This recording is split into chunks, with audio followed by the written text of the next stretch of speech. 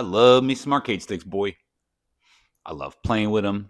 I love getting inside them, tricking them out. So when I found out they were making nipples for these things, I was like, I get it. But like, what are these things for besides freaking out your friends? So I looked into it, and what caught my attention was that you can activate these nipples horizontally. So I went to arcadeshock.com where they promised to deliver in discreet packaging. I think it's something that's really interesting that can have implications in terms of accessibility. I mean, real accessibility, not like, I paid $70 for this game. I want to see the stuff. Give me all the stuff. I want the stuff. I paid for this stuff. better performance. And then the way that those two things dovetail into my beloved genre, the possibility of a different approach to certain games, particularly around older games and how they may or may not be designed around auto fire. So I want to take a quick look and show you guys these nipples. This is a Sanwa button with a silencer. This is a Kanba gravity button. And this is the FlashTap with the button cap. And this is the nipple cap. Even just with the cap, one of the things that I think is so cool about the way that these work, when you're pressing a regular button, even if there's like a little bit of play in it, the activation, like the plunger's always going directly, like directly down, right? So the if you hit it at an odd angle, it's going to take longer. It's going to take longer to press, and going to require a little bit more force.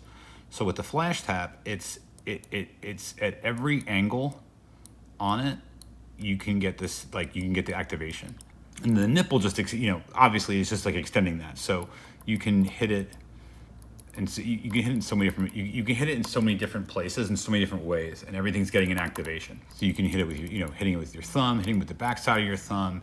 If you have it further along, hitting it, like you can hit it with your pinky like this, or with your ring finger. And it's quick. You can hit it right from the top, just like a button. You can get it, you can get it between two fingers. You can sort of do like top and the side. You can kind of do it all three. If you move your arm and not your hand, you can hit it with any part of your hand. It's something that you can hit from this side. You can hit it with your joystick hand pretty comfortably too, like that. If you're playing and you want to do something like that. Also worth noting that I'm a lefty, so I'm not like getting a much greater like speed than I would just kind of like hitting the button.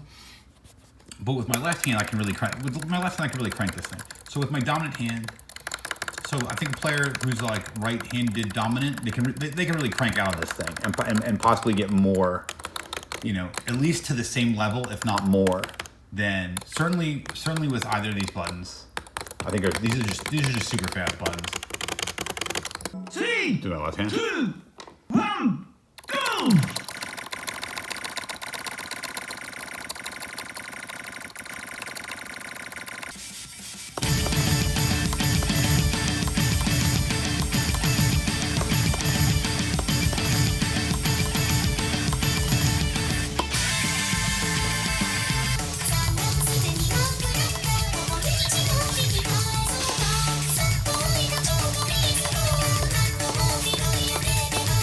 Three fingers on there, tapping. But the problem that, anyone who's tried to play games without auto fire realizes pretty fast is doing this for long periods of time, for even like 15, 20 minutes, like that is going to cause, like, that is going to be very painful. That is going to be painful. And you're prone to, you're opening yourself up to injury. I'm already feeling it in my wrist.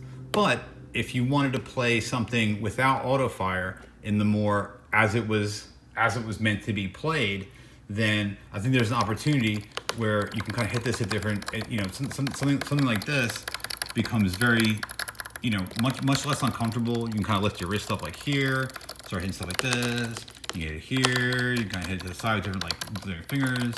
You hit it from the top. Hit it from, so it really opens up that you're not going to get the same kind of like repetitive motion injuries that you're going to get just kind of like jamming on there.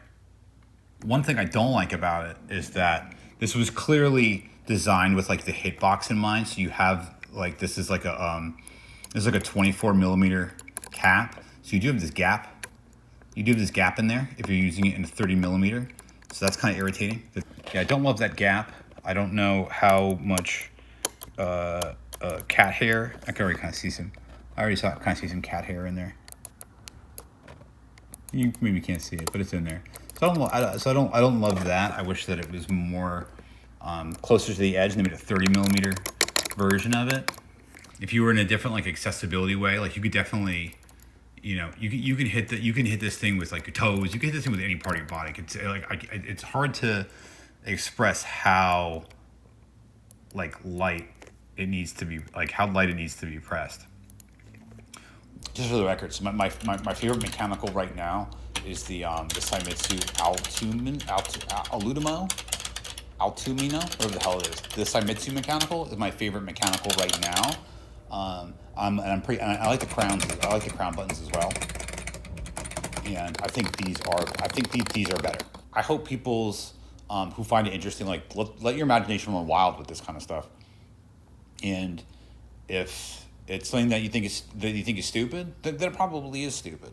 Then it's something that you don't need. Get tricking out a stick with like all nipples, make it like a cow themed stick. It's like almost irresistible to me. Like that sounds ridiculous. I'm a sucker for this kind of stuff. Like I love trying new stuff, but these things ain't cheap. It's going to crack open some games for somebody. I think it's absolutely worth it. This isn't a sponsored video, but if anyone from Arcade Shock is watching this, you guys should sponsor me. I'll make videos like this all the time. And we already both know that you like my ideas.